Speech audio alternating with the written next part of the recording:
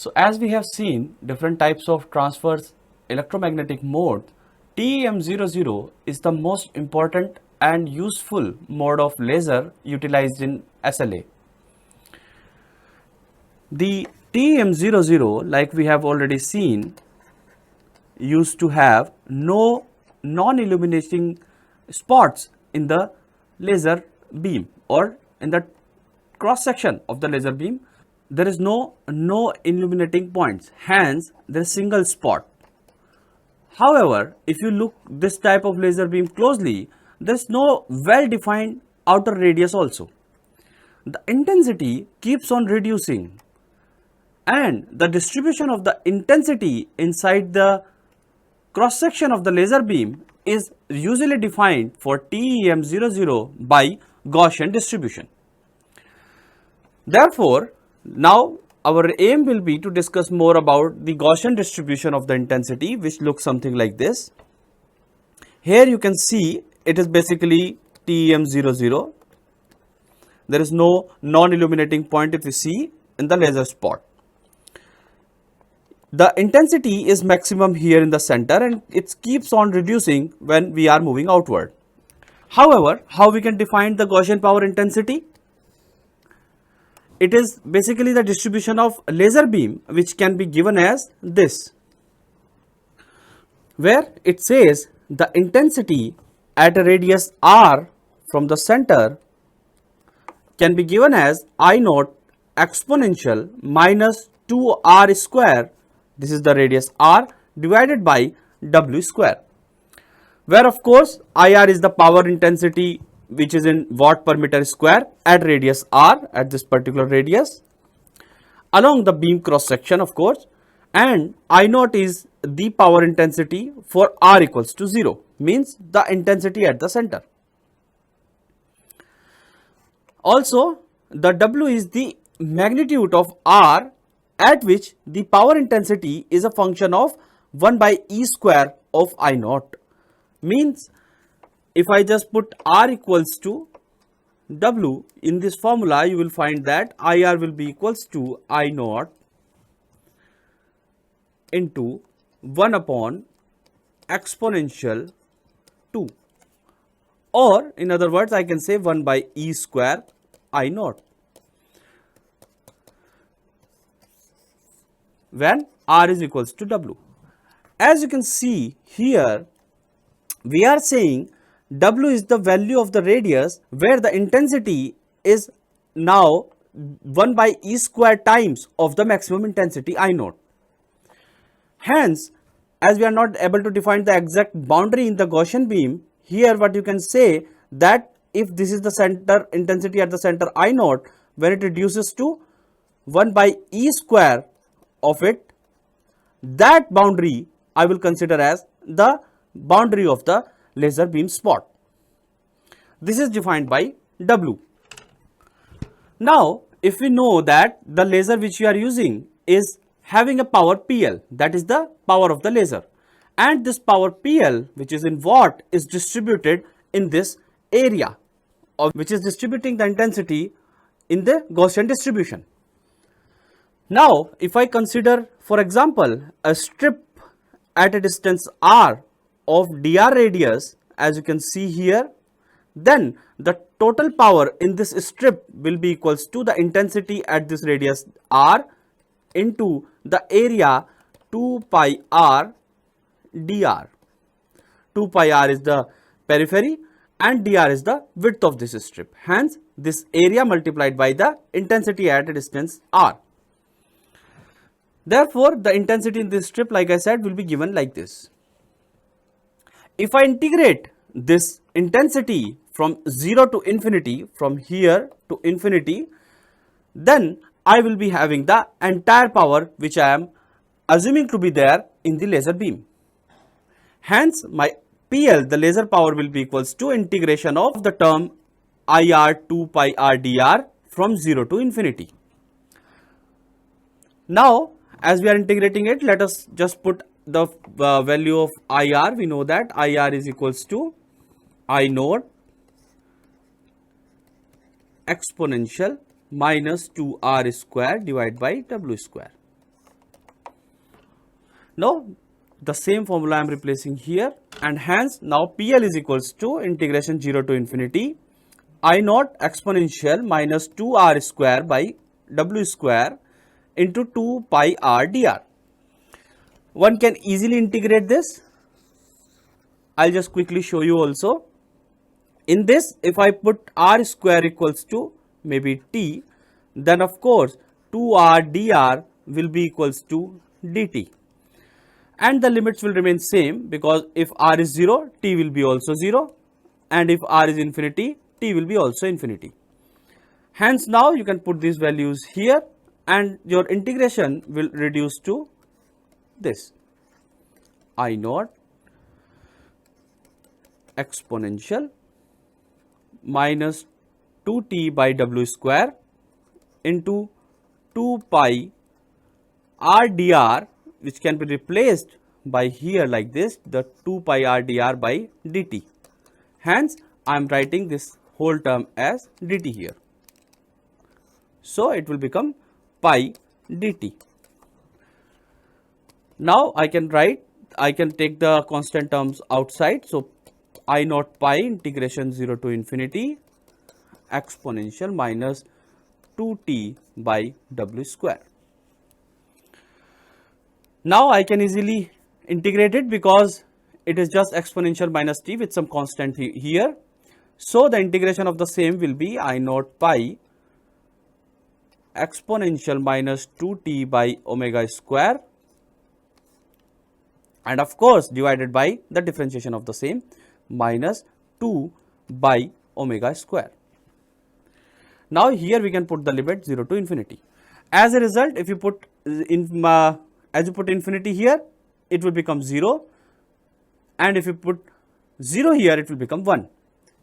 So this is the PL, and now PL will be equals to, I am writing this after this here, PL will be equals to I naught pi by 2 here w square into minus 1 from this limit, and minus was also here, so it will become plus. So I am removing this term.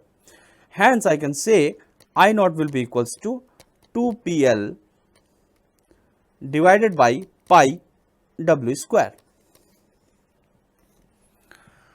So now if I use this expression of I naught, which is equals to 2 PL by pi omega square, then the expression for IR will be equals to 2 PL by pi w square exponential minus 2r square by w square. So this is now the total intensity available in the laser beam. So this is the intensity at a radius r in the laser beam. This expression will be very much important for us for finally calculating the bead shape when it is cured on a wet photopolymer. Now, when a laser beam comes out of the cavity, it is highly collimated, meaning to say its diameter doesn't change much with the distance.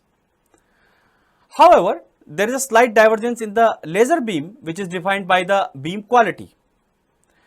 For example, if I say 1 mrad, means a 1 mm diameter of laser will become 1 meter after traveling a distance of 1 kilometer. So in this way, we usually define the quality of the beam, and it is also again important, because if you are developing an additive manufacturing system, particularly for laser based system, the throw distance of the laser really matters, because the spot size may change with the distance.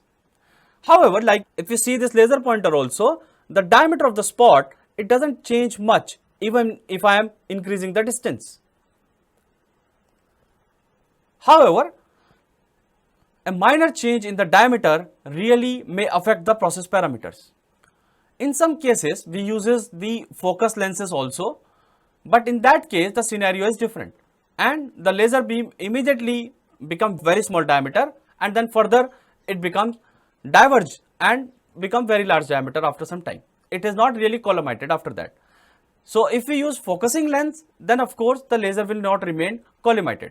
So to make the laser collimated, we usually prefer to have the appropriate lenses for that, and then the laser beam can really travel with very large distance without changing its diameter much. So as you see here in this diagram, this is the plane mirror from where the laser is coming and it is diverging, and after that we are using a collimator and the laser beam is traveling like this. Definitely there will be a point where the radius of the beam will be minimum and it is called as waist radius. This is given by omega naught.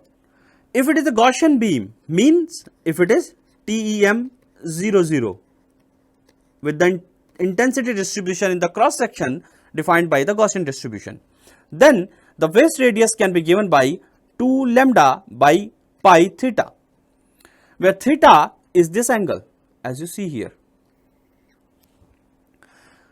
If this theta is large, then of course the waist radius will be less. If the theta is less, and of course the waist radius will be more in that case. However, for the real beams, we define this waist radius by W0 equals to 2 lambda m square by pi theta, where this particular term m square, which mode of the beam you are using. In the case of Gaussian beam, the value of m is 1. These type of beams are also called as real beam, meaning to say the Gaussian intensity distribution, it's very difficult to obtain in the laser beam. Hence, meaning to say usually TEM 00 is the ideal condition for a laser beam. In real scenario, you may have multimode and hence the distribution may not be Gaussian. In that case, definitely the waist radius should be defined by this formula. Now let us solve some very easy problems of the concepts which we discussed so far. The problem says, for a laser beam, draw the intensity profile corresponding to TEM 33. 33 means there are 3 non-illuminating points along the x direction and there are 3 non-illuminating points along the y axis. Therefore, let me just draw it roughly. I am not going to draw it very accurately, but I will give you some idea how the laser beam may look like. Along the y axis, there are 3 non-illuminating points and along the x axis also 3 non-illuminating points. Let me draw first about the x axis.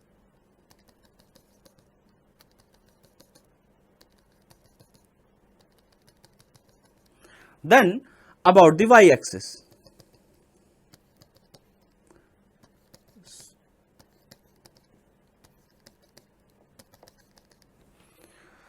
Now I'll say that the laser is illuminating only in these regions and there are some spots, those are non-illuminating.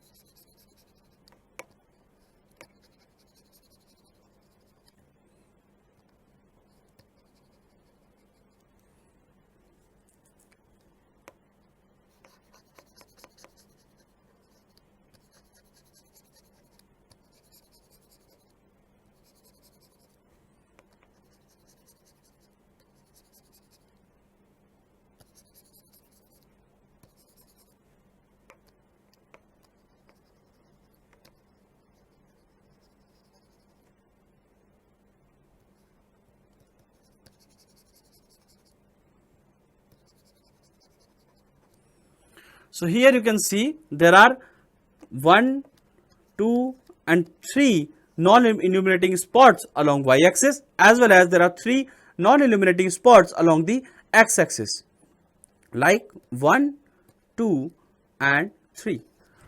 So this is typically a TEM 33. Such cases are also called as multi-mode laser beam. If there are no non-illuminating point, the laser is called as single mode laser beam. Now in that case, as it is multi-mode laser beam, if for example there are several, not TEM 33, very high value here, then the intensity distribution will be quite uniform in the region. Like there will be small illuminating points in the cross section of the laser.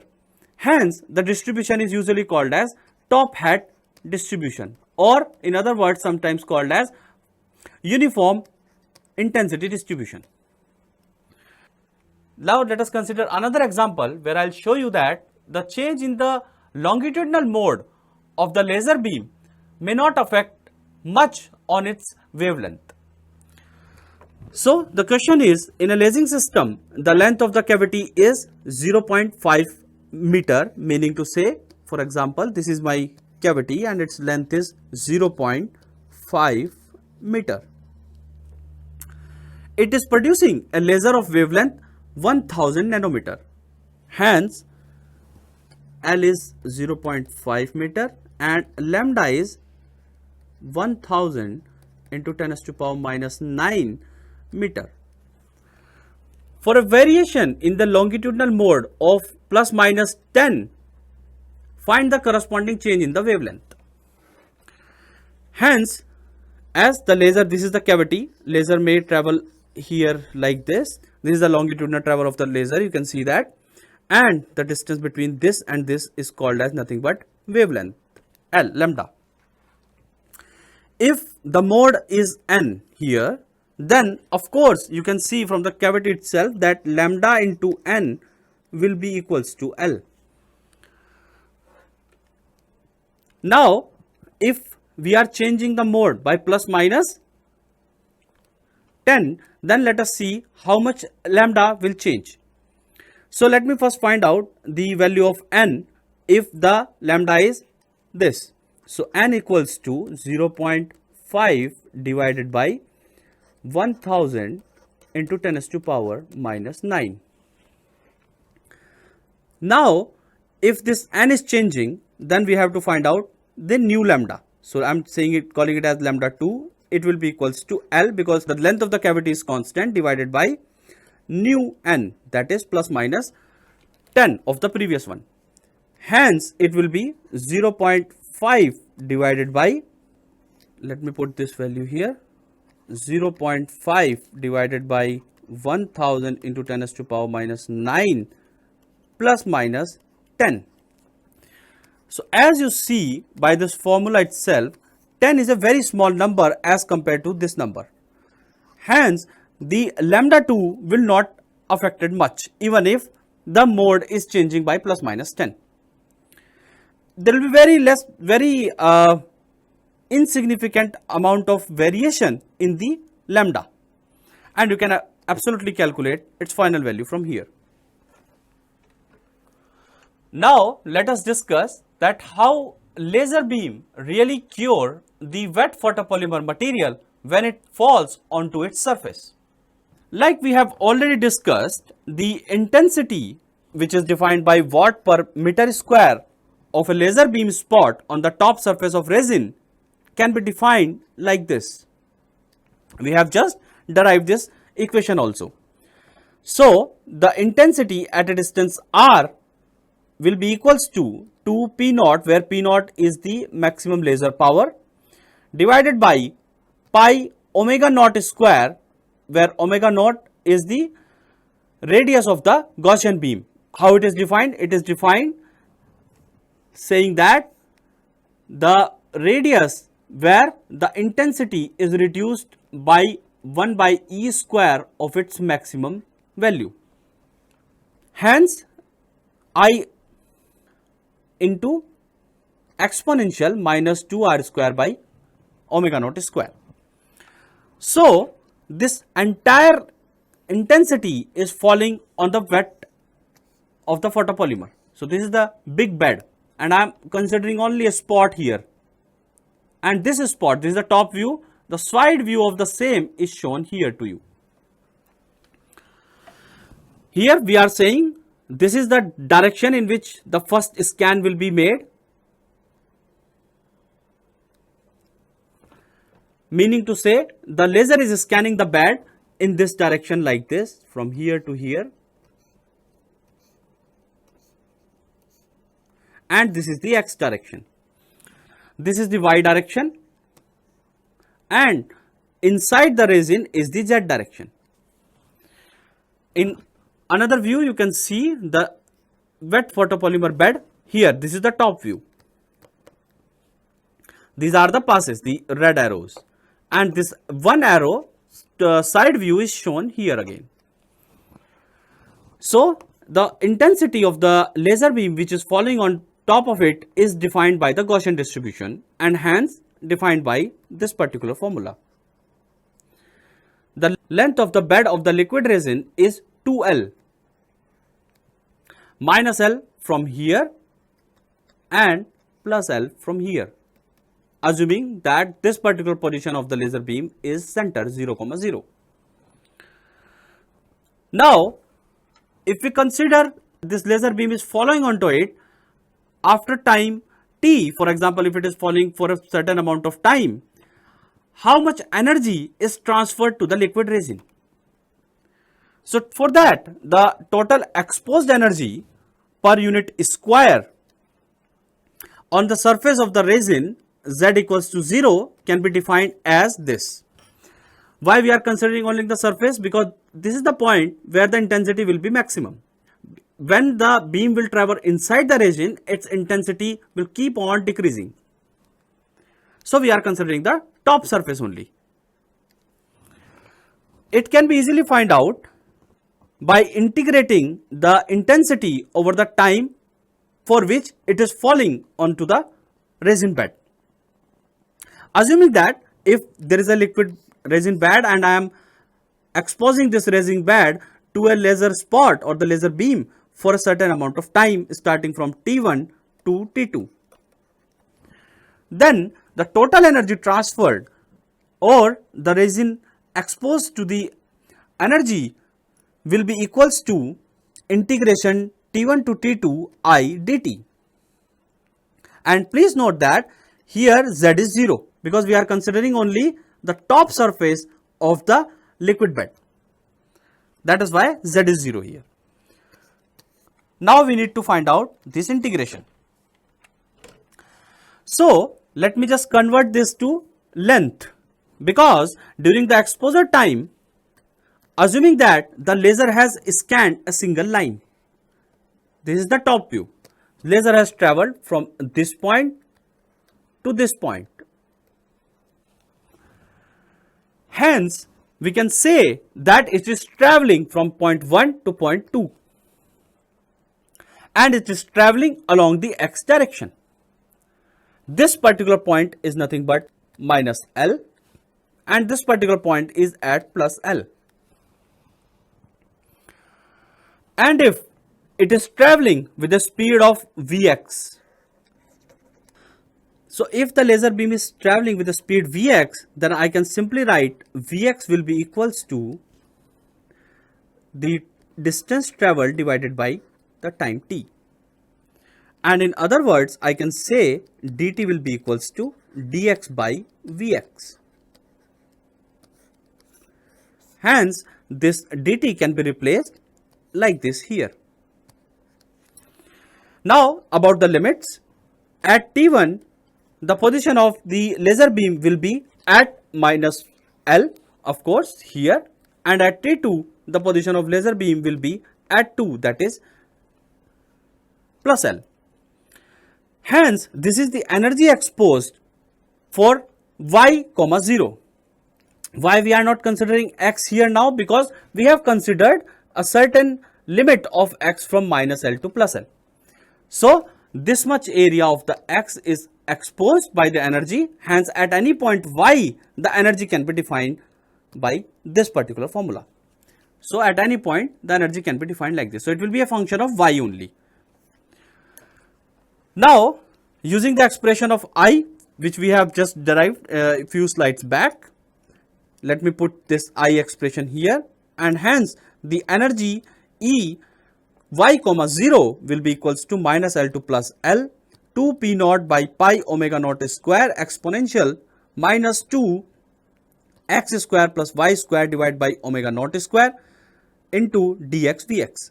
Now, how suddenly this x square plus y square came? Because this is the intensity of the laser and we were earlier writing R, and of course you know that if it is circle, we can write it simply like x square plus y square equals to R square. So, radius can be defined by x square plus y square, and that is what written here. Now, let me take all the independent terms outside, like 2 p naught by pi omega square, that is constant, it will come out. Vx is a constant, the laser beam is traveling with a constant speed, and also here y is constant for this particular integration, because we are integrating only when the beam is traveling from minus L to plus L in x direction only, not in y direction. Hence, the energy can be given like this. Now, we need to integrate this particular expression. However, now it is slightly difficult to integrate this particular expression where I am integrating minus L to plus L exponential minus 2x square divided by omega naught square into dx. So, at this point of time, I would like to bring to your notice that even if you integrate it from minus L to plus L, or it integrated to minus infinity to plus infinity, it will not make much difference. So, why so? Let me consider the term which is written inside the integral, that is exponential minus 2x square divided by omega naught square. This function falls off very rapidly with x, because it is exponential, and that too x square inside. Because of this rapid fall of the exposure, a new term is going to be defined, which is called as zone of influence, and it is very, very important for our further discussions. So, what is zone of influence? So, this is the zone within the total energy or the function's value is containing 99.9%. In other words, the exposure will be 99.9% in this zone, and outside it, it will be only 0.01%. The influence zone length along x-axis can be easily calculated here.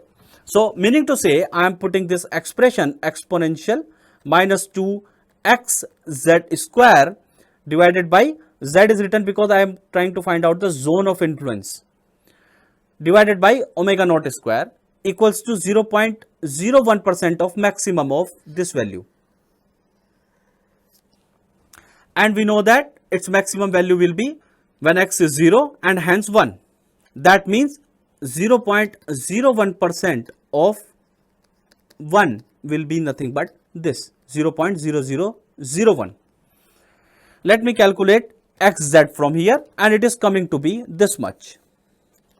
Meaning to say, xz is equals to 2.146 omega naught. And typically, the beam spot radius is about 100 microns. Meaning to say, the value of this omega naught, beam radius means this omega naught. And let me just recall to you, omega naught is the radius of the beam at which the intensity of the laser beam falls by 1 upon e square times of its maximum value. So, typically for the laser beam used in SLA, its diameter is 100 micron. Now, let me put this value here, and the limit of the influencing zone is coming to be as minus 214.6 into 10 to the power minus 6 to plus 214.6 into 10 to the power minus 6, and approximately if I calculate this entire length, so meaning to say this is here at 214 into 10 to the power minus 6, and here it is 214 into 10 to the power minus 6. The entire length, this length is approximately 500 micron.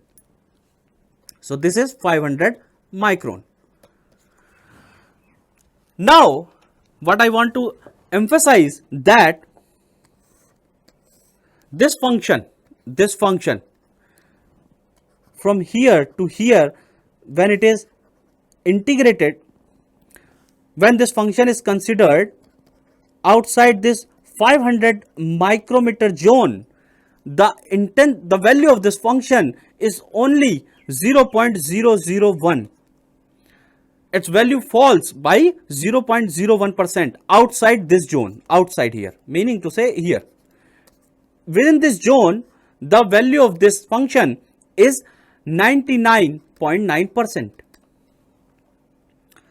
Hence, please note that now if I am integrating this particular function exponential minus 2x square divided by omega naught square from minus, let me consider 0.1 to plus 0.1, and this is in meter. This is the zone of influence. I am integrating it, for example, from here to here, or even in a very longer zone, the only contributing area will be this much, and that is called as zone of influence. So, if you now integrate it from minus 0.1 to plus 0.1, or integrate it from minus 0.2 to plus 0.2, or integrate it from 200 minus 200 to plus 200, or minus 2000 to plus 2000, or from minus infinity to plus infinity, that will not make much difference, because you are already integrating it from outside limits of the influence zone. Now, extending this analogy of zone of influence, we can really utilize the mathematics to integrate the equation of the energy exposed very easily. So, like we discussed, now I am changing the limit and saying that as the zone of influence is only 500 micron and this length of the bed, which was minus L and plus L, is quite large. Maybe assume that your entire bed on which you are building the part is 300 mm, meaning to say it is 0.3 meter from here and to here. So, 600 meter is the entire length. 600 mm is the entire length of the bed, and zone of influence is only 500 micron. That means if you are integrating it from minus 0.3 to plus 0.3, that is the integration limit we saw earlier, minus L to plus L, or you integrate it from minus infinity to plus infinity, it will not make much difference. And hence I am changing the limit now and integrating it from minus infinity to plus infinity. Why I am doing it? Because the integration minus infinity to plus infinity exponential of minus x square, this particular integration is called as Gaussian integration. Gaussian integral, or it is also called as Euler-Poisson integral.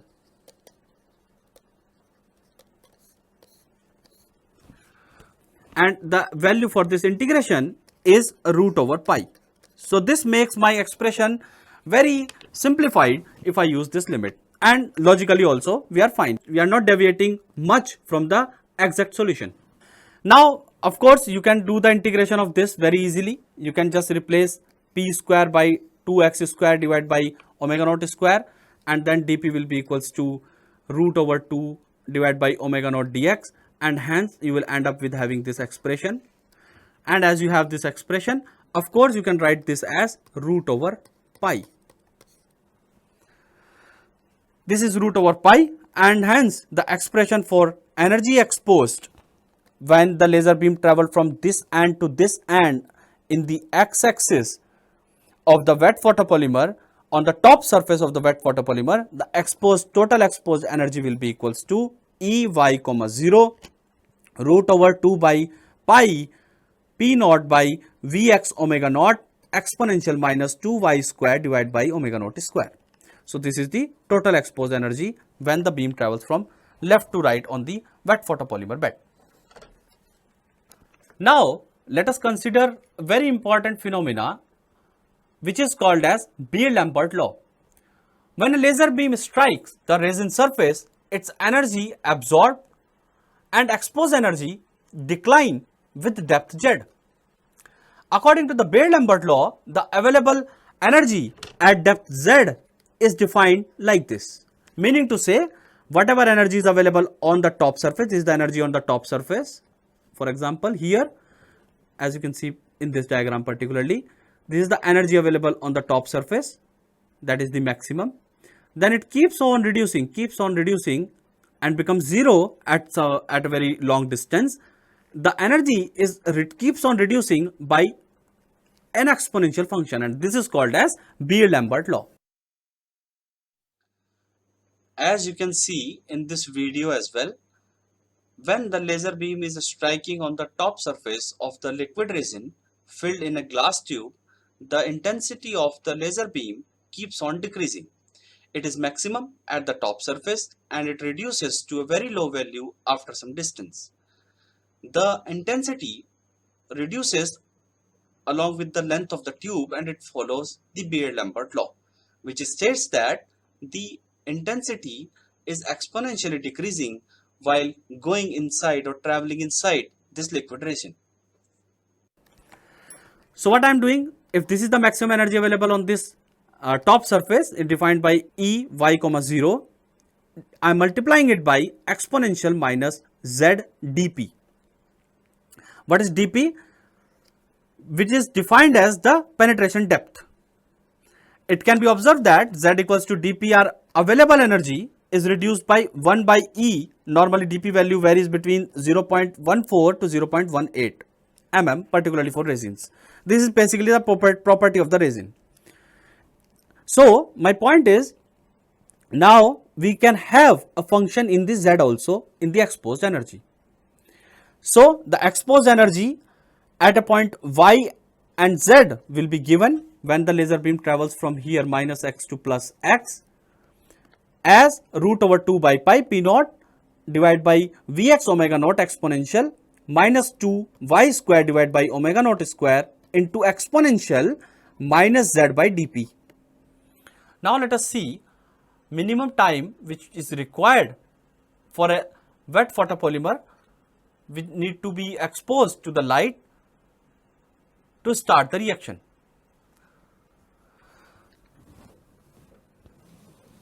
So basically the time TL, let me assume, is taken for a photon to pass through the single resin layer of thickness LP.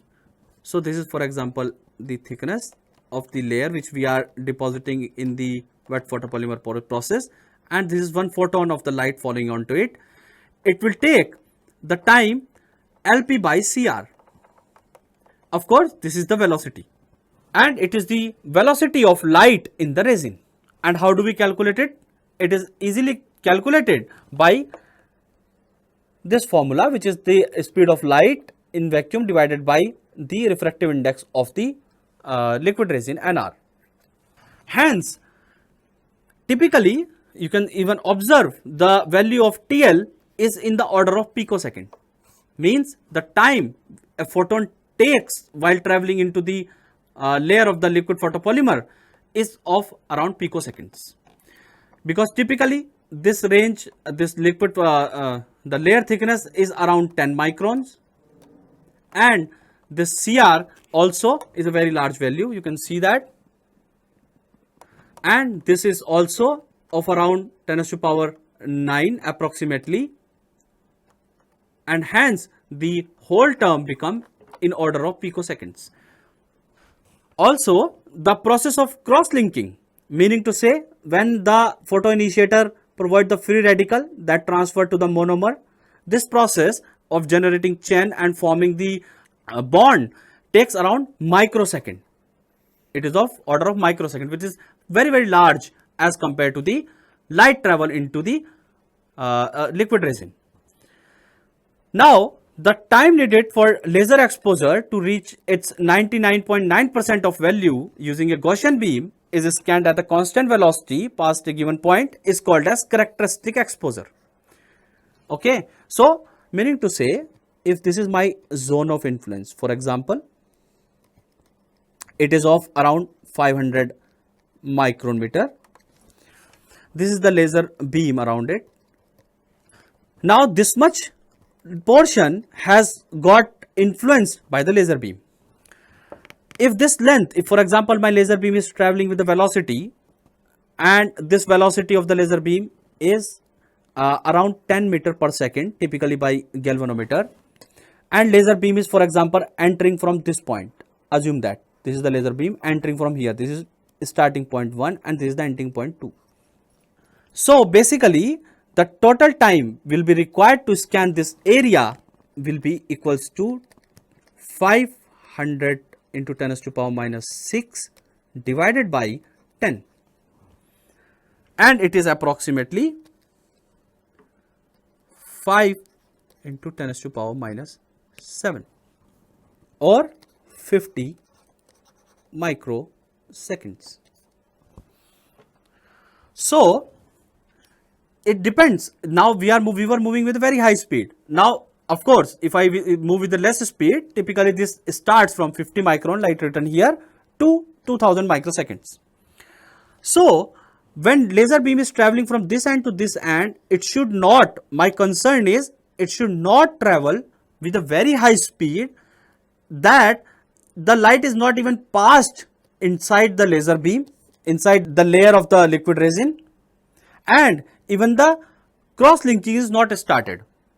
So this time TE should be basically greater than the time taken by the photon to travel into the layer, and let me write it as TL, and the time taken by the liquid resin to start or forming the bonds, that is typically by TK, represented by TK. We have already seen TE is around 50 microseconds, and the cross linking takes really very less time than as compared to this. It takes around, it is in the range of microsecond, which is definitely less than 50 microseconds, and hence TK will be less than this. And also we have seen, we have got an idea that the time taken by the laser beam to travel inside a layer of thickness LP will be approximately in the range of picosecond, and hence this TL will be even lesser. Therefore, we are on the safe side. But for example, if your scanning speed is not 100 meter per second, it is 100 or 1000 meter per second. In that case, your characteristic time will be, or the characteristic exposure time will be 0.5 microsecond. That may be very less amount of time as compared to the time required for starting the transferring the free radical and propagating the chain. So basically you will move away very fast from a particular point. Even the minimum time required for the liquid resin to start the reaction will not happen. Hence our speed of the laser beam when we are traveling on a wet photopolymer top surface should not be faster than the microsecond range, because this is the time required for transferring the free radicals and forming the chain into the photopolymer resin. So as we have seen, using galvanometer and the speed of around 10 meter per second is quite safe. Now let us try to see what will be the shape of the single bead when it is scanned by a laser beam. So we have already seen the energy exposed at a point Y and Z when the laser beam pass from one end to another end in the x direction, that is minus L to plus L, and it travels from this end to this end. So at any point in between, the energy is given by this. So if you consider any point, maybe here, here, here, the energy available in the y direction can be calculated from this formula, and also in the depth also we can find out the energy. Now we used to say, if the energy, for example, there is a laser beam traveling from this end to this end, and the energy is falling down when we move away from the center line in the y direction.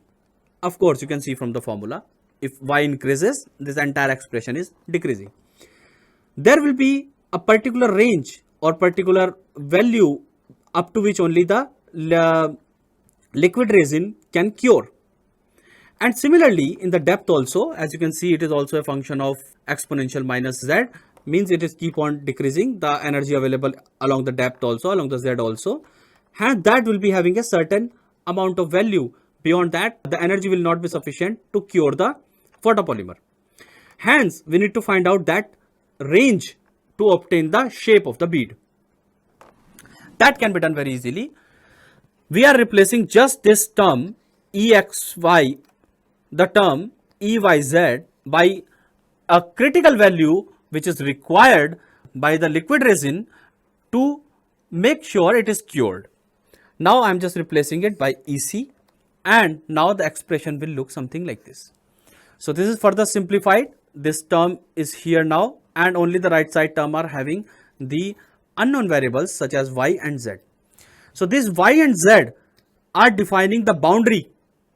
Whatever function will come when we will solve it will define the boundary. Beyond that, the exposed amount of energy is less than EC, and hence inside the boundary which is defined by this equation will give the shape of the bead. Let me simplify it further.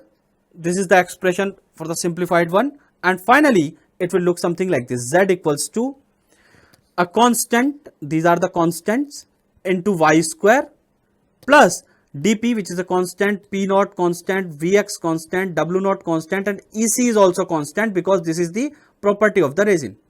Different resin require different amount of energy to cure. So this is another constant. So if I say this particular constant is defined by A and this particular constant is defined by B, then I can write this equation as this. It says Z equals to minus AY square plus B. What does this equation shows? We know that it is nothing but a parabola. So in the front view, let me just show you. This is, for example, the x direction, this is y, and this is z. This equation says that the shape of this beam will be something like this. It will be something like this. It will be nothing but a downward parabola in this direction. So something like this. So if I draw the same thing upside down, meaning to say, assuming that the this is the bed of the wet photopolymer, this is the plus z direction, and this is the minus z direction, and of course this is x and this is y. Now of course in that case your shape of the bead will be defined by this boundary, that is nothing but the parabola defined by the equation z equals to minus y square, z equals to minus ay square plus b, and it is extended along the x-axis because we have already integrated from minus infinity to plus infinity in the x direction. So this will be the shape of the bead. It is parabolic. So this one is a very important finding so far for SLA for us, as we have got some idea of what will be the shape of the cured bead when it is scanned in a single pass. Now let us try to understand the process parameters affecting this shape of this particular bead. Of course, there are two major parameters, the width of the bead and the depth of the bead. Let us try to understand how we can find out these maximum depth and width of the cured bead. So, as you recall the formula which we have just derived, that is the energy y comma z will be equals to root over 2 by pi p naught by vx omega naught exponential minus 2y square by omega naught square into exponential minus z by dp. Now what will be the maximum value of this exposure? Of course, when these two terms will be 1. When y is 0 and z is 0, that means at the center. And of course, if you recall our bead also, that looks something like this, right? If this is z and this is y, at y equals to 0 and z equals to 0, this center, the energy will be maximum, and hence the depth of the cure bead will also be maximum at the center. So the maximum energy is given by E max equals to root over 2 pi p naught Vx omega naught, this particular term. Now let me write the expression of Z and Y which I just derived in terms of E max also, and hence it will look like this. Now our objective is to find out the maximum curing depth, that is this distance, and I am calling it as Z max for time being, and calling it as CD, or in other words it is called as curing depth. It will be of course obtained when y will be 0. So let me put y equals to 0 in this equation, and hence I will have Z max, and that I will represent by CD. Hence CD will be equals to dp ln E max by EC, because here this particular term is 0 and this entire term is vanished. Now As a the resulting CD values are usually plot against the maximum exposure Emax on a logarithmic scale using the log 10 basically of Emax, and then this type of curves are called as working curve of the respective resin. Since of course the magnitude of dP and the magnitude of EC are constant for a particular resin. What is EC? EC is the critical value of energy required to cure the resin, and dP is the depth of penetration. These both are the property of the resin. If the resin will change, these two properties will change. Now, how we can really obtain these two values? So, you can perform an experiment. For example, you have got a new resin with you for SLA process. Now, it is filled with the liquid resin. You can make a single pass of laser scan. You can take it out. You already know Emax, because Emax is the laser power you are giving, the velocity by which you are moving, and you know that the radius of your laser beam also. So, Emax is known. These are the process parameters. You are moving from one end to another end, and take out this bead and observe its curing depth, means the depth of the bead you are obtaining, that is CD. Once you have obtained the curing depth and maybe the Emax, then you can plot the curve between CD and basically the log 10 of Emax. As a result, you will get a curve that is called as characteristic curve. Now there is a question why we are really plotting log when we are not plotting directly Emax. This is because it makes our process easy. I'll just show you.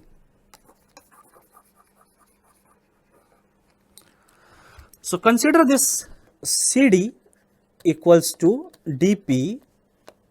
I am writing it like this: ln Emax minus ln EC. You know that we can write it like this. Also, I can write it as dP log 10 Emax divided by log 10 divided by log E, that was the base of this particular value ln, minus ln EC.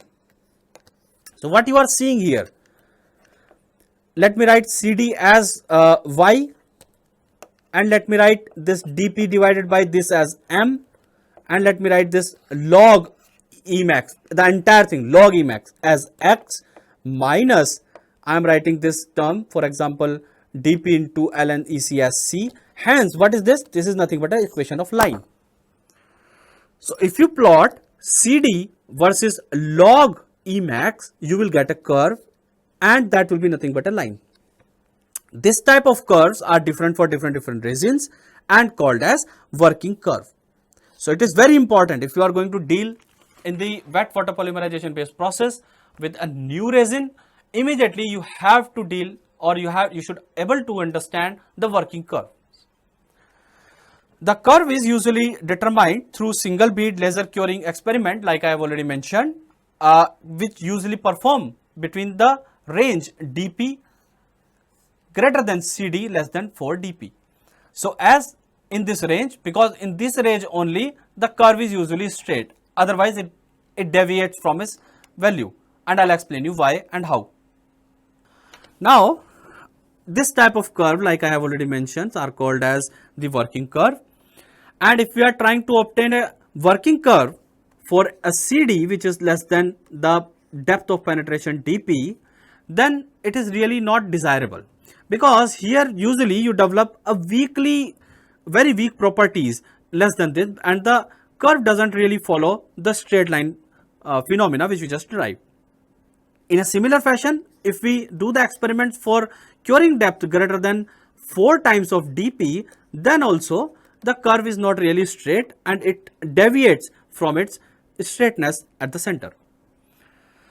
Hence, when you do the experiment, and as I already mentioned, what you need to do, you need to just give Emax, that is the known, we know Vx because it's a function of Vx, P naught and the omega naught, all are the constants all are the process parameter or the constant, and you scan a single layer, observe the depth, that is your CD, and plot log of Emax and CD, and you will get a straight line. But these experiments should be limited in this range. Like I said, if it is beyond these values, the curve may not be straight. So why that happened? The phenomena when, for example, this is the straight line, right, up to this portion, and then it is deviating. This type of phenomena is called as super logarithmic behavior. The curve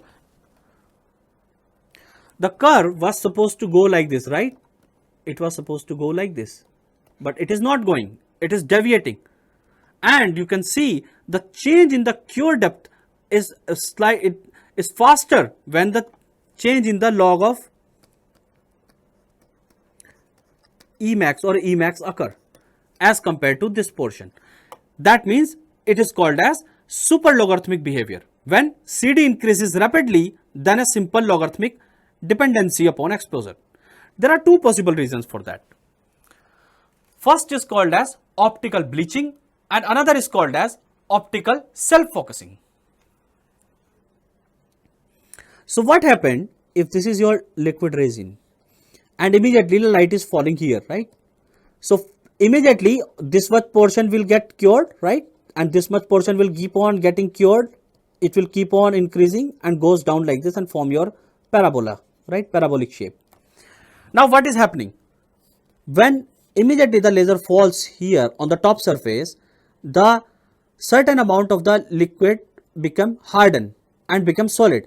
And as this becomes solid, it becomes transparent also for the laser. As a result, it just completely transfers the energy without losing by the Beer-Lambert law. And hence, if you predicted CD this much, instead of it will come like this, it will go beyond. And it is because of, like I have already mentioned, the portion which already got cured become transparent for the coming laser. Now next phenomena is optical self-focusing. In the case of self-focusing, what happens? So assume that this is the liquid resin bed and a laser beam is falling here. I am making slightly bigger laser beam. Now what will happen? This portion will get cured and hence the density in this region will increase. As the density will increase, the refraction index will also increase. Meaning to say the photons, those who are traveling towards the boundary of this, will now deviate towards the center. So the photons, those who are traveling towards the boundary, because of increase in the density, they will move towards the center. And as they will move towards the center, of course, there will be high density here of the photons and hence high energy density here available. Therefore, the depth will be more in that case as well. So we were predicting maybe CD up to here. As additional photons came towards the center line and the depth increases, it is called as optical self-focusing of the photons towards the center line. As more photons are available along the center line, of course, the density will be, energy density will be high and you will get higher value of CD as you predicted. That is why we are obtaining the super logarithmic behavior here. So these are the two typical reasons for this phenomena in this range. So typically this occurs when CD is greater than 4 dp. The another behavior called as sublogarithmic behavior. In the case of sublogarithmic behavior, CD increases less rapidly than the logarithmic dependency upon exposure. So what happens basically in that case? You were assuming that this curve will go like this, but it is deviating downward. CD is increasingly less rapidly as it was predicted. So why it happens? It happened because of the optical scattering. Why? What is optical? So what is optical scattering? The microscopic imperfection such as voids and all will act as a scattering center. The result in scattering will reduce the peak exposure at center line, and hence CD will reduce from the working curve. So for example, this is the liquid resin and the laser beam is falling from the top, and assume that there is a void suddenly here while curing. So after it got cured, the photon those are coming may scatter here and there and may not be as high along the center line as they should be. And due to this scattering of the photons here and there, the energy density will reduce, and as a result, assuming that you were predicting the CD to be this much, you will get less amount of CD. The curing depth will be less, and hence you will obtain the curve slightly bended. So this particular phenomena, the sublogarithmic phenomena, is basically more dependent on the imperfections. If we take care properly, this phenomena doesn't occur very often. So therefore, I will recommend you to use the linear portion of the curve to calculate dP and EC. Those are the material properties. So do experiment, plot the CD versus log of Emax by experiments, draw the curve, but while calculating dP and EC, use this center portion which is basically linear. That will only give you more accurate value of the resin property dP and EC. So we have seen how do we obtain the maximum depth, which is called as curing depth, CD. Now let us try to obtain the maximum width of the bead, and of course the maximum width of the bead will be at the top surface where Z is 0. So as we have seen, this is the typical bead looks like, and this is the Z direction and this is the Y direction. Now as the width of the beam is reducing, this is because the energy available at different levels of Z is less because of the Beard-Lambert law, and the width is maximum at the top surface, and you know that at this top surface, what is that? Z is 0. So in this equation, in our equation, which is Z equals to minus 2 dP y square by omega square plus CD, CD is the curing depth which you have just seen. So I am using that expression here. So if I put Z equals to 0, then I'll be able to obtain Y, that will be the half of the width. So if I say twice of the Y, then that will be considering this length also, and hence from here to here, and that will be nothing but your CW. So you can easily get this value from here, and after simplification you will obtain CW, that is the width of the bead, equals to omega naught root over 2 CD by dP. So here the maximum width of the bead CW is directly proportional to the laser spot diameter. Of course, if the laser spot diameter will be more, you will obtain a larger bead. What is the benefit? If you have a larger bead width, you can scan the entire bead with a very high speed. You can scan the entire bead in a very less amount of time. But if the laser beam spot is less, it will take more time. But please remember that if the spot diameter is more, the scanning accuracy may not be that good in the XY plane. Therefore, if you recall, I have mentioned in the SLA process, the inside area of this contour is usually filled with a larger diameter radius of the laser beam, and the outer boundary was scanned with a smaller diameter laser beam, so that you can get a small bead width at the periphery and center, and the inside area can be filled quickly. So of course CW is directly proportional to omega naught. Also CW is proportional to the square root of the cure depth, means CW is directly proportional to the root over CD, meaning to say if CD will increase, then CW will also increase, and it is obvious, because to increase CD we need to give more energy, more Emax, and as we are giving more Emax, of course the energy available on the top surface will also be more, and hence you will have larger bead width. However, it can be obviously seen that by increasing the energy, CD will increase faster as compared to CW. Of course, when the CD is greater than dP and less than 4 dP, that is the linear portion of the curve, we have seen that. In that region, if I put this range, what will be the range for CW? In that case, in this inequality, you put the value of CD from here to here, and as a result, you will get this expression. This expression says CW by 2 omega naught will be greater than 1 upon root 2 and will be less than root 2. This will be the range for this particular ratio. Now let us try to find out an expression for the velocity of the laser beam. So we have already seen E max will be given by root over 2 by pi P naught Vx by omega naught, and also we have seen CD equals to dP ln E max divided by EC, and hence as a result what you have, you can easily find out E max from this expression as well. E max will be equals to EC exponential CD by dP. That is what written here. Now if I eliminate E max from this equation and this equation, as a result you will have the expression for Vx from here that will be independent of E max. So the velocity Vx will be equals to root over 2 by pi V naught by omega naught 1 upon EC into exponential minus CD by dP. So one can observe from here that the laser scan velocity is directly proportional to the laser power.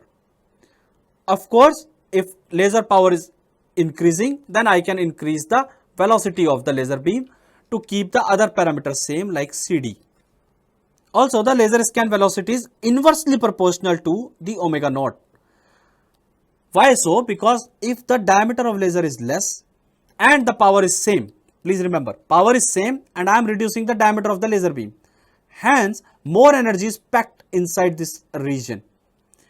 That means I can move with a faster velocity if I am having a larger diameter of the laser beam with same power. Then I will go with lesser speed. Also, the laser scan velocity decreases exponentially with the ratio CD by dP. If you really want to increase this ratio, means if you really want to have more value of CD, CD means the depth of the single bead, this depth, if you want to really increase this depth, then you should go slow. It is obvious. And if you want less this depth, you should move fast. Now, if I have an entire bed, wet photopolymer bed, let me try to find out the time required to scan the entire wet photopolymer bed. Assuming that there is no specific cross section to be scanned, the entire bed has to be scanned. So, to obtain that, assume that the length of the bed is capital L and the distance between the two consecutive passes is S. Now the question, why this distance and how much should be this distance, we will discuss when we will discuss about multi-bead scanning. So assume that currently the distance between the two consecutive passes is S and the width of the bed is W. Now if the width of the bed, the wet photopolymer bed is W, then the number of passes will be required N equals to W by S, and hence the total time T required to scan will be N times the time required for scanning the single line. Of course, the time required to scan the single line will be the length of the line divided by Vx. That is the velocity of the beam. We have already got the expression for Vx just now in the previous slide, and I am putting this expression here, and I will be able to get the time T. Here I am writing time T as this expression again. Now usually the distance between the two consecutive passes that is defined by S depends on the diameter of the laser beam, meaning to say the width basically of the bead. If this is for example the beam and this is the width you are obtaining, then the next pass may be this much close only. So this distance S depends on the diameter of the beam. So usually we write it as S equals to K times omega naught, meaning to say if laser beam diameter is omega naught, how much it is overlapping with the next. Okay, so k times omega naught. Now, if I am replacing this s equals to k into omega naught, this is the radius. If it is k is 1, that means the step over will be equals to the radius of the beam. And hence, I am also replacing the width, the entire width of the bed into multiply by L by the area of the wet photopolymer by A. And hence, I have got the expression for time as time equals to A by K root over pi by 2 EC by P naught exponential CD by dP. Of course, now you can see if you want more depth, then of course your time will be very large. You have to go slow with the constant power. If other parameters are same and your power is increasing, then to obtain the same amount of depth of penetration, you can move faster. So such observations you can make here to analyze these parameters. You can also see I have replaced the L into W by area, and hence this expression should be valid for any random geometry also if you are scanning it in the passes. Hence you need to just put the area of whatever layer you are scanning to obtain the time. Now let us try to solve a problem. It is given that a laser beam with Gaussian intensity distribution strikes the resin surface. Its energy got absorbed and exposed energy declined with depth z according to the Beer-Lambert law. So when it is said that it is a Gaussian intensity distribution, meaning to say it is TEM00, and the energy is also declining along with the depth of into the resin by the Beer-Lambert law. It is further said that the figure shows the experimentally obtained working curve of a UV curable resin called SCR300. Note that the working curve is essentially logarithmic in nature. It means that the curve what you are seeing here is this straight line is between the curing depth CD and the log of Emax. However, if you notice this particular axis, the value written here like 2, 4, 6, 8, 10, these are the values of Emax only. They are not log Emax. And that is why the gap is not consistent. Like here, the gap between 8 and 10 is very small as compared to the gap between 2 and 4. So these values what you are seeing here are corresponding to Emax. Now it is asked that calculate the value of EC, that is the critical exposed energy, and dP, that is nothing but the depth of penetration. So for that, of course, we'll use the formula which we just derived. It says CD is equals to dP ln Emax by EC. I can rewrite this equation in this form, and then it will be CD equals to dP ln Emax minus ln EC.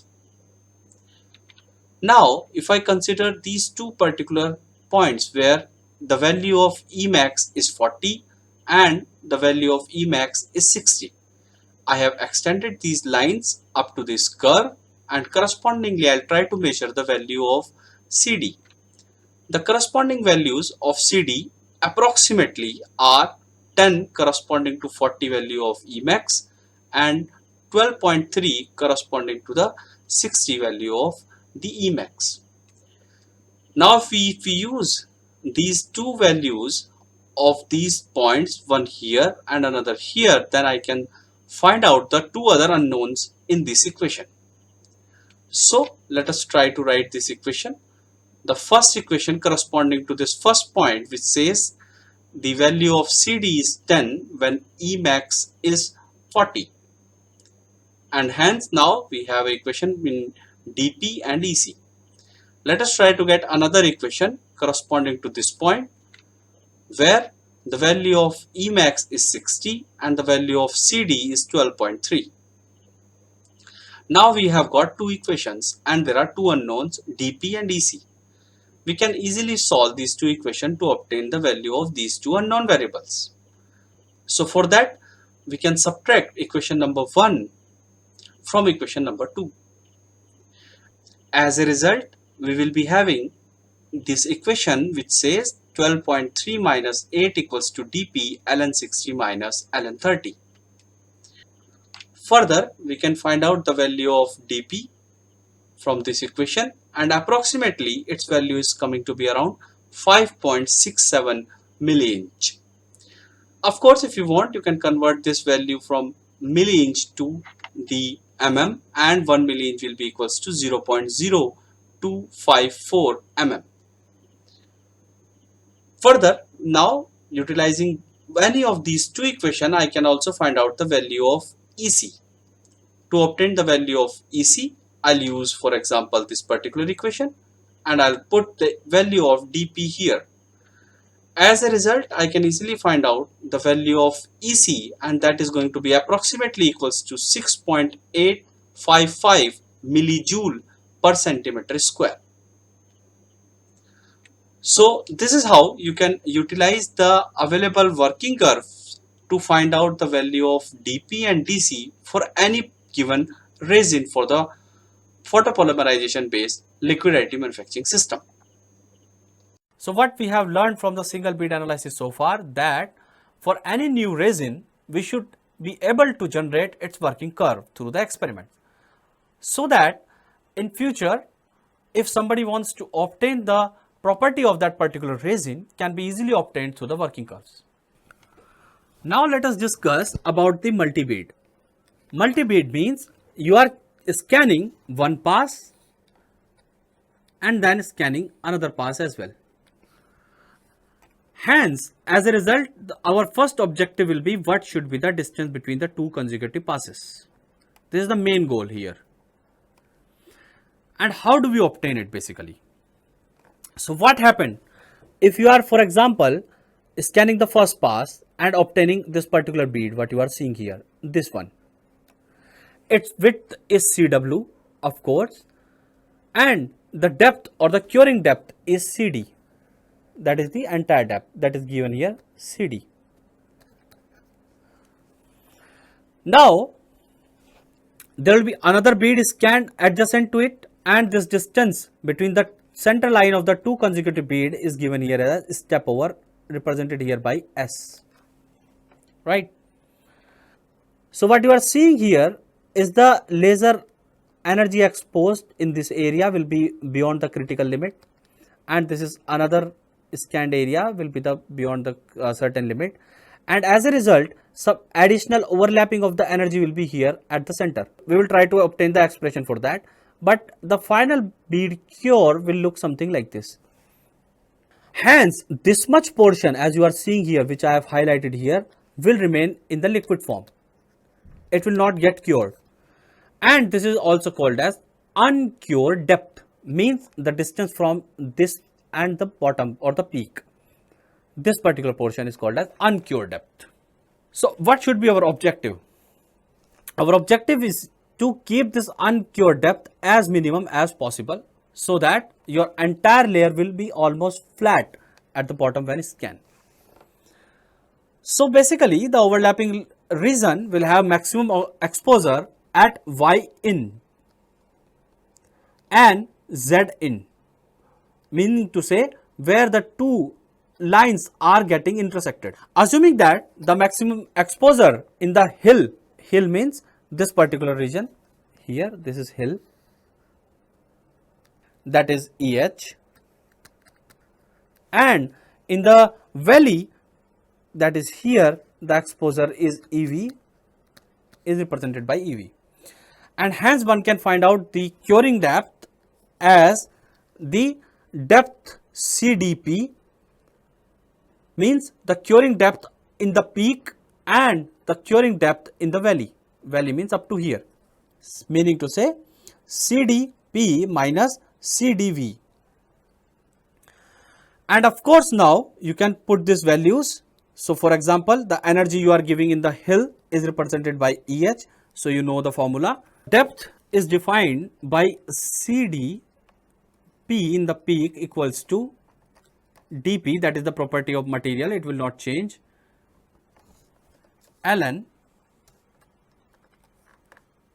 E, or the energy given in the peak, divided by the material property EC. In a similar fashion, you can find out CD for the valley, and that will be dP ln the energy available in the valley divided by EC. Now if we are writing like this, so you are writing CDP minus CDV, hence you can take dP outside and it will be ln EP by EC minus ln EV by EC. So further simplify it and you can get the expression dP EH by EV. So energy in the hill and energy in the valley. Now our aim is to find out the energy available in the hills and energy available in the valley. Please note that this energy in the hill now may not be the same which we were calculating earlier. This is because, for example, in one pass, this is the energy you are getting. You are exposing this much energy. Now you are overlapping with another bead, right? So in that case, I am considering only this point, right? So that another beam is overlapping this much. If it is overlapping this much energy will also transfer here, and hence your bead width may increase further. So total energy you are exposing at a particular line, maybe I am assuming at the center line, will be even more. And you can see that the maximum energy you are giving will be at the intersection. Now how to find out these intersection points? So for example, this is the curve you are obtaining, z equals to minus ay square plus b, where a is 2 dp by omega naught square and b is equals to dp ln root over 2 by pi p naught divided by vx omega naught ec. Now of course you can rewrite this parabola, equation of parabola, when for the another pass. So this is the first pass, for example, and another pass is at a distance s. So if I am assuming this is the y0, this is the y0, and if I am making another pass at a distance here, so the center distance is s, this distance is s. If this distance is s, I can write the equation of this parabola as z equals to minus a y minus s whole square plus b. Correct? Now I want to obtain these intersection points. It is very easy. You just solve these two equations, and as a result your intersection y int will be equals to s by 2. Okay. So now let us try to find out the energy in this zone. So when can we say that this uncured depth is satisfactory? We usually say the uncuring depth UCD should be less than 5 microns. If it is less than 5 microns, we usually call the condition as planar curing. So the point is, we have already got the expression for undercuring depth, and it is coming to be dP ln EH by EV. This expression should be less than 5 micron. If this depth is less than 5 micron, meaning to say you will have a better result. Assume that for a particular resin, I am considering only for a particular resin, the value of dP is 15 into 10 to the power minus 5. In that case, I will have finally, I'll put this value here, and this is for a particular resin I am considering. Please note that EH divided by EV will be less than or equals to 1.034. Now, whenever for different step over, whenever you will obtain this condition, that you can say is my optimal step over. Meaning to say, you can easily write a MATLAB code to observe this condition. So for example, if this is my first pass, this is my second pass, this is third pass, and so on, where the energy is maximum, you can easily observe here. The energy is maximum at this location, right? Because here you can see 1, there are 3 times different beams are overlapped, right, where the curing the energy is greater than the EC, and hence the maximum energy will be in this region. And of course the minimum energy will be in this region where only 2 beams are overlapping, right. You keeps on reducing this value of EC, more energy will be available, and hence these peaks will become much more in that case.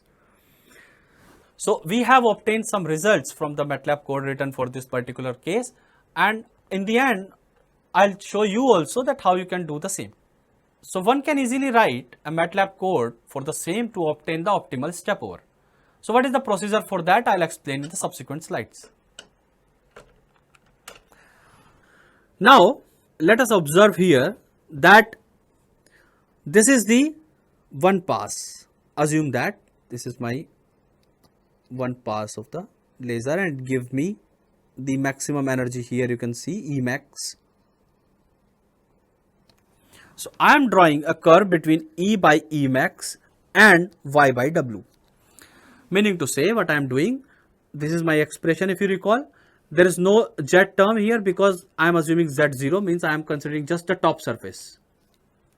It is equals to Emax exponential minus 2y square by omega naught square. In other words, I can write E by Emax equals to exponential minus 2y square by omega naught square. So this curve what you are seeing here is between E by Emax exponential 2. So I can write it like this: E by Emax equals to exponential minus 2 y by omega whole square, right? So this is what you are seeing. This is the curve here plotted. So let me consider a cumulative exposure at point y0. How it can obtain? So before that, let me just find out the maximum exposure at the center line of each pass. So for example, this is the pass at 0, 0. Here the exposure will be exponential minus 2 y by omega naught square, right? So if I go here from here, I can obtain the energy available by this expression.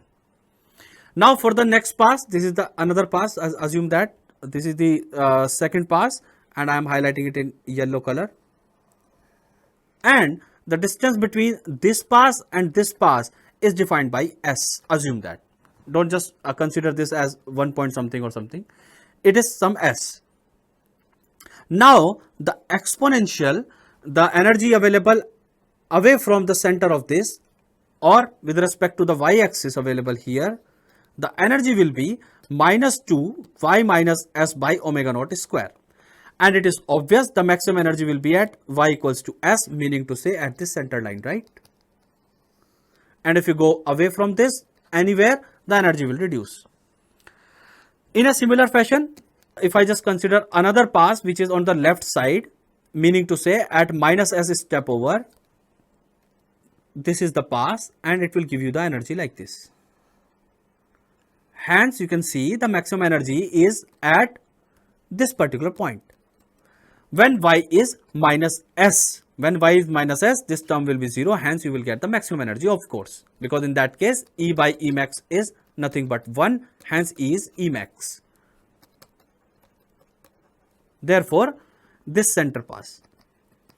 So the energy away from this center pass or at anywhere due to this pass can be expressed by this expression. So due to this green pass.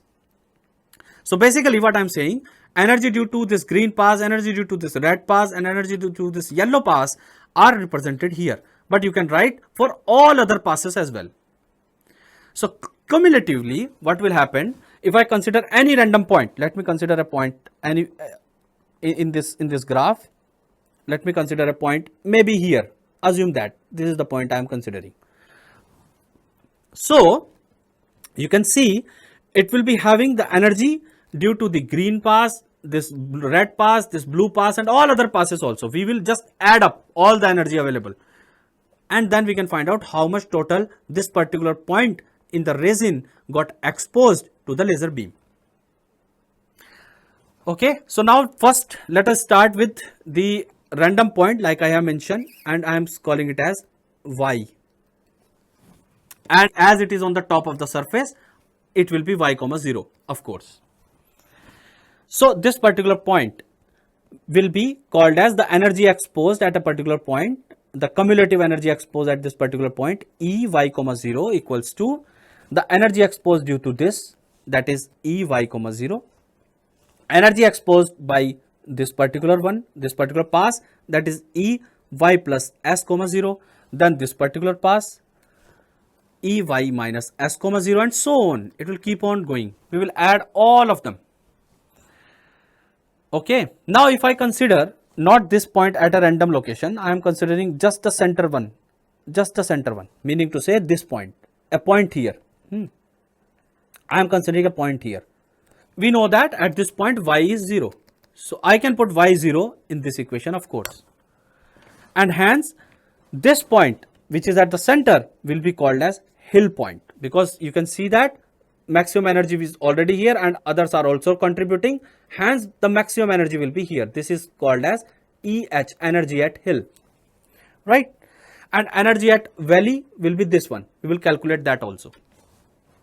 So EH will be equals to when y is 0, and hence y 0 means E 0 0, E 0 plus s, E 0 minus s, and so on. Now let us try to find out the energy in the valley. So this is the valley, and valley point is nothing but the intersection between the two passes.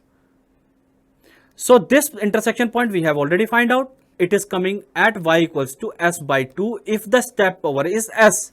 If the step over is s, the intersection point is at s by 2.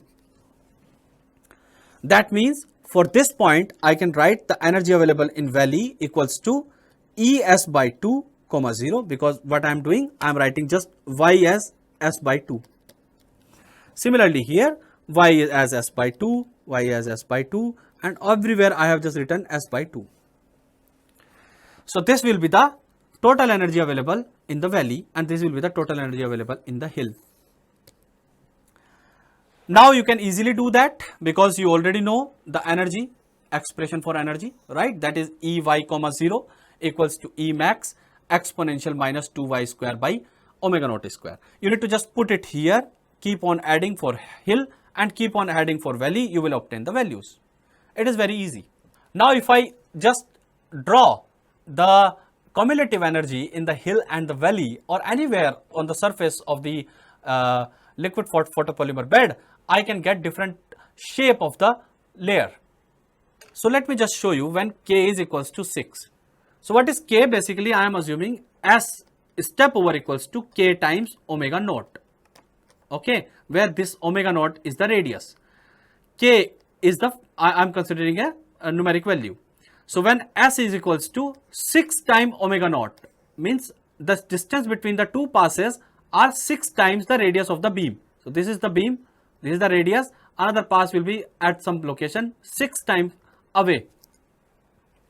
So as a result, this is the condition you are getting. So in the hill, this is the energy, and in the valley you are getting almost 0. Okay, why we are getting almost 0? It is a very important phenomena here.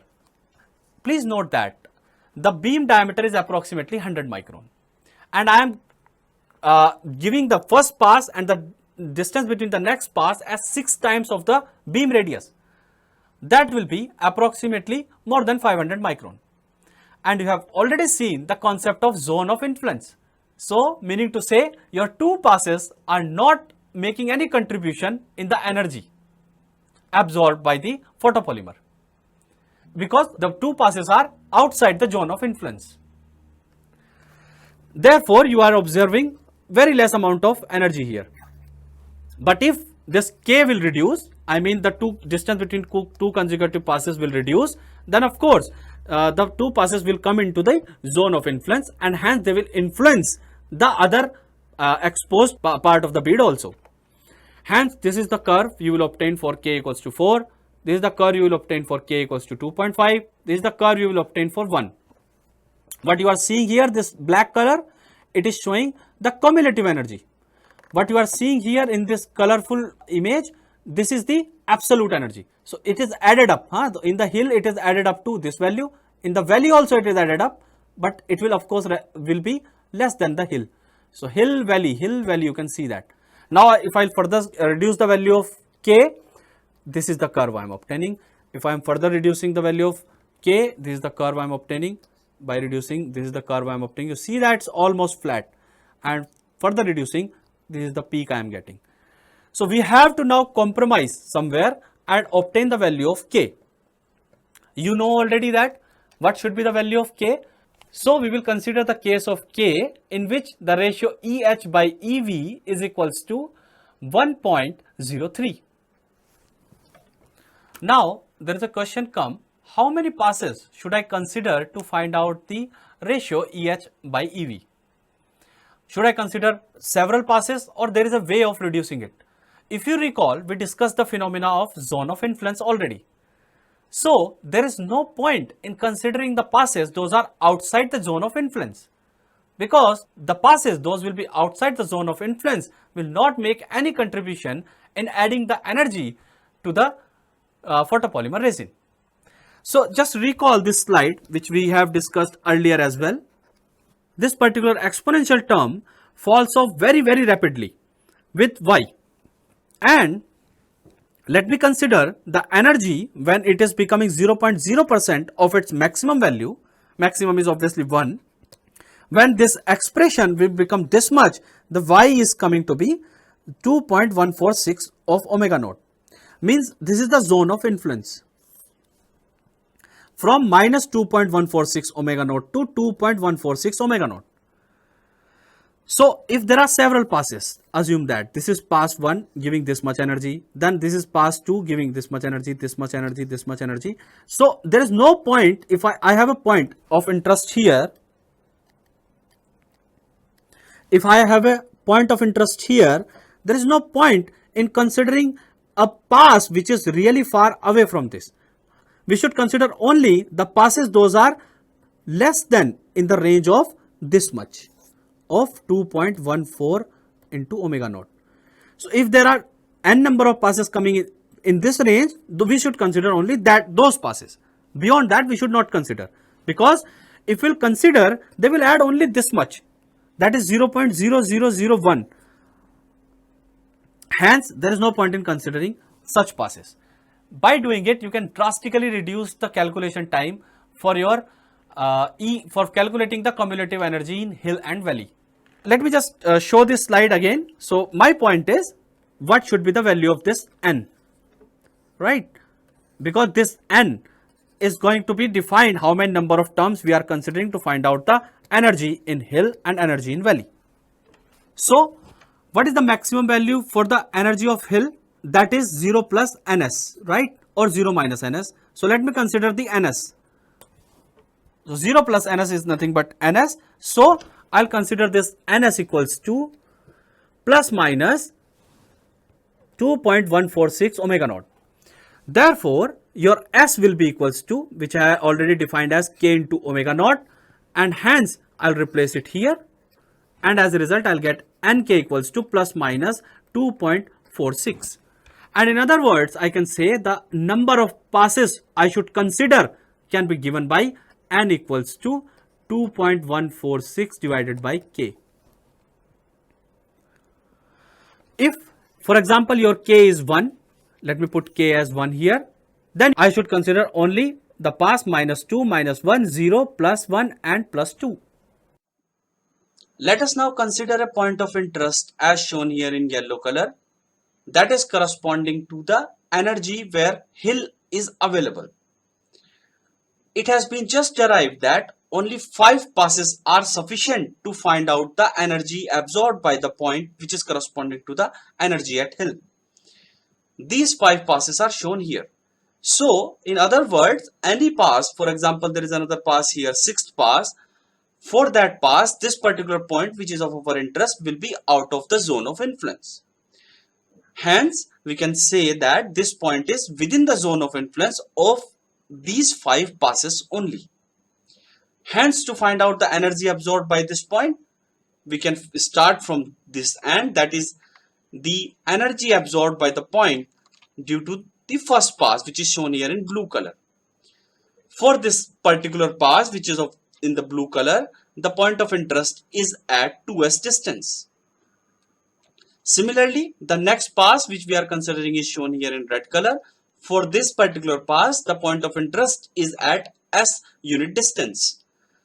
The third pass, which is exactly on top of this point of interest at 0, 0, hence we can find out the energy absorbed by this point due to this black color pass.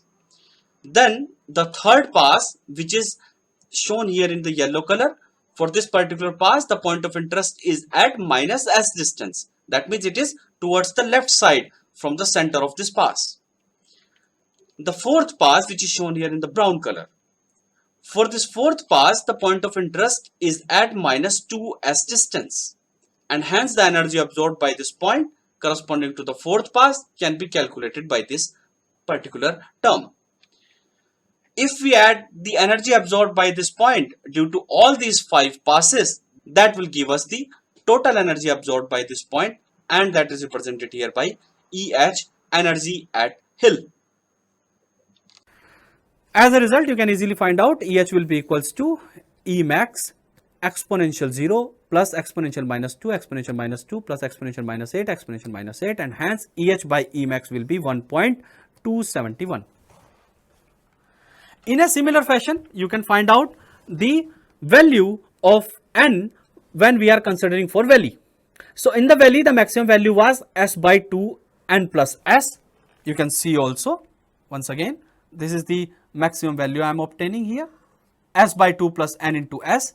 This is the distance of the point from the interest point, and hence if I just recalculate based on my zone of influence concept, I'll get the value of N as equals to plus minus 2.146 by K minus 1 by 2.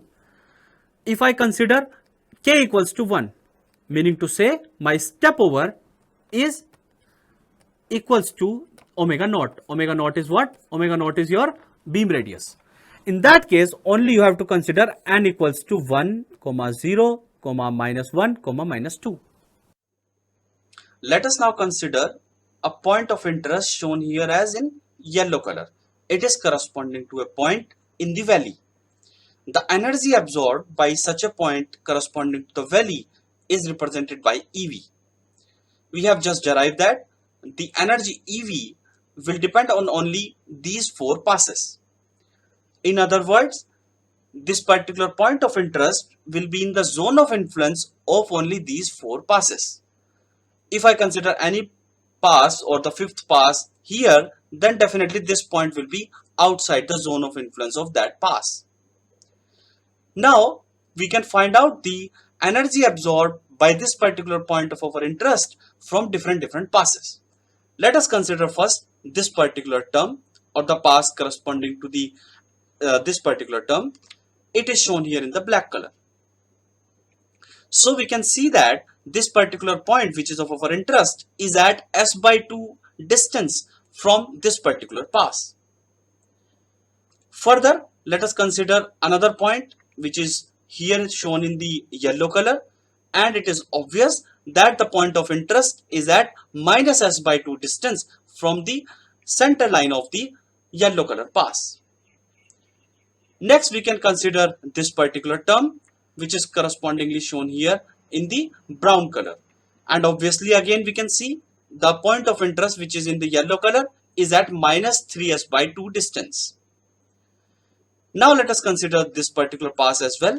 It is shown here in the red color, and we can see the point of interest, which is the yellow point, is at a distance of 3s by 2 from the center line of this red color pass. The summation of all these energy available for this yellow point will be nothing but the energy absorbed by the points in the valley. And hence your exposed energy will be exponential minus E by minus 9 by 2, exponential minus 1 by 2, and exponential minus 1 by 2 plus exponential minus 9 by 2. As a result, you will have EV divided by Emax as 1.235. Now you have got both the expression. You have got EH by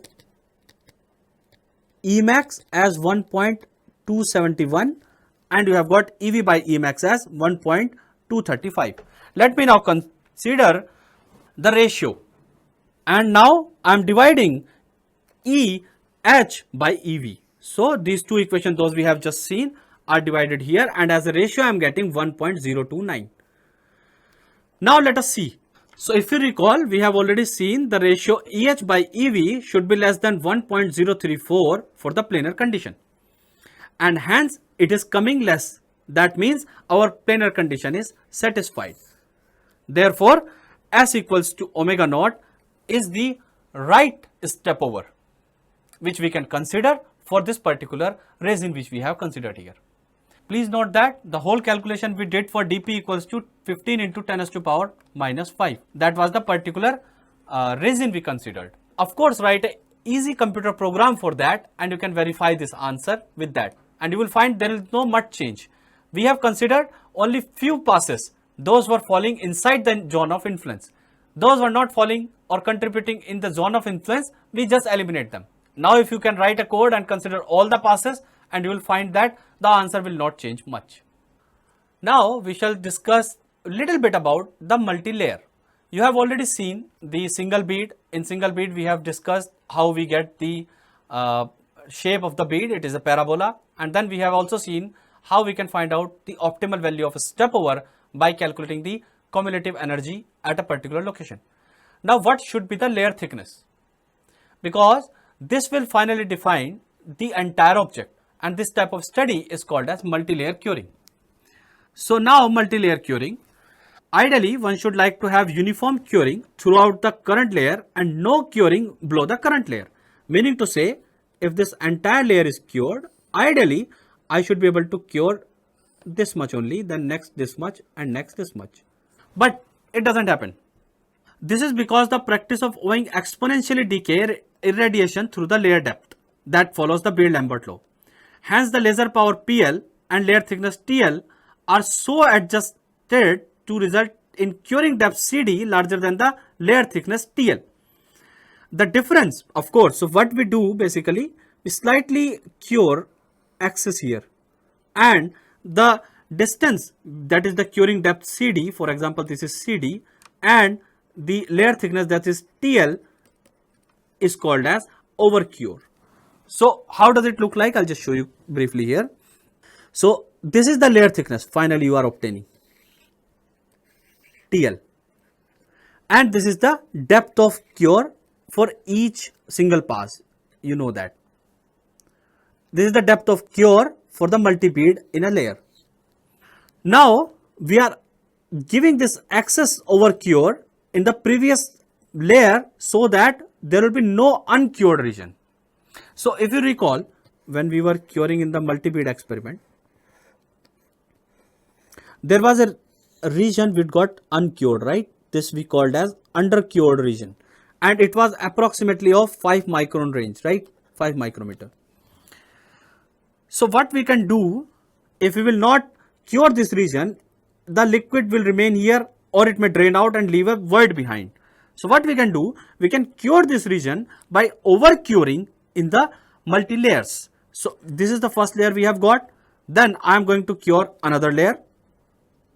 So this is my maybe first layer. Then the next layer or the previous to this layer will be something like this. Or in better picture it is seen here. So this particular portion which was earlier under cured, this one now got cured because of overlapping or over curing of the previous layer into the over curing of the current layer into the previous layer. So this over curing, that is represented by CD minus TL, is approximately 5 microns. So this distance CD minus TL is usually less than 5 microns, so that your uncured region can be accommodated. So with this, thank you very much.